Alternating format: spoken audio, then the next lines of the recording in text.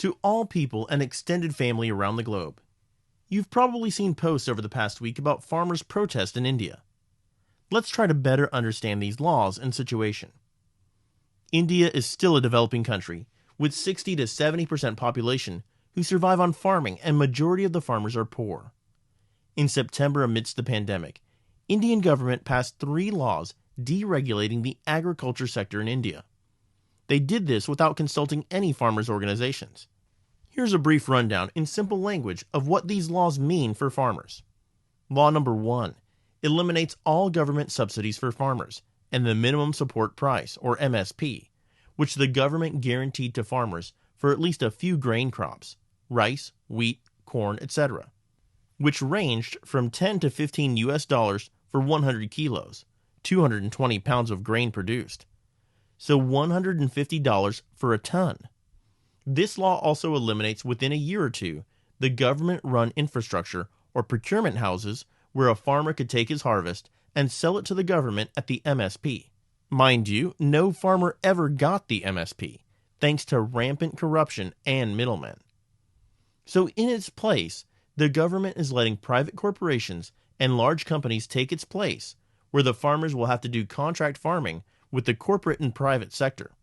Whatever the company wants, the farmer grows as per contract and set upon price. You get the picture.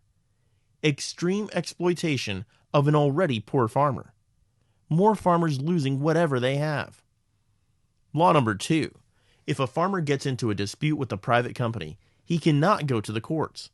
No legal recourse for 50 to 60% of India's population in case a big corporation exploits them. As a citizen of India, you can't go to your own Indian courts. Instead, some local government official will resolve and arbitrate the disputes. And who do you think the corrupt government official is going to be in favor of? Law number 3. Any person or entity can hoard or store an unlimited quantity of any essential commodity or food product. 90 to 95% of farmers have no means to build their own cold storage, but large corporations do. You see a problem with that? So those are the laws. Basically, India is throwing the largest and poorest segment of its populace to the wolves. Why did the Indian government pass the farm bills during a global pandemic that is threatening agricultural workers? Our people are strong and their voice is being heard all over the world. This is the largest human protest in history. The peaceful protest is labeled as anti-national, calling the farmers terrorists. The Indian media is playing a manipulative part. But not this time. We have platforms now to raise awareness of the truth. Army is attacking the mostly elderly farmers. At least 4 died who just want their voice heard. What the government doesn't understand is that these elders are willing to die on the makeshift camp, then let the future of their children be lost in poverty and usurpation. In Bihar, farmers are at the mercy of corporations. They migrate to Punjab, looking for work because deregulation has completely taken away their livelihood. This is why Punjab and Haryana farmers are at the forefront right now. But no mistake, this is a pan-India farmer issue. This is a farmer-led movement. So naturally, farmers all across India had been protesting in their own states since September, but no one cared. So finally, last week, Indian farmers from Punjab decided to take their protests to New Delhi, the Indian capital. Some walking and traveling on their tractors and carriages hundreds of miles to Delhi.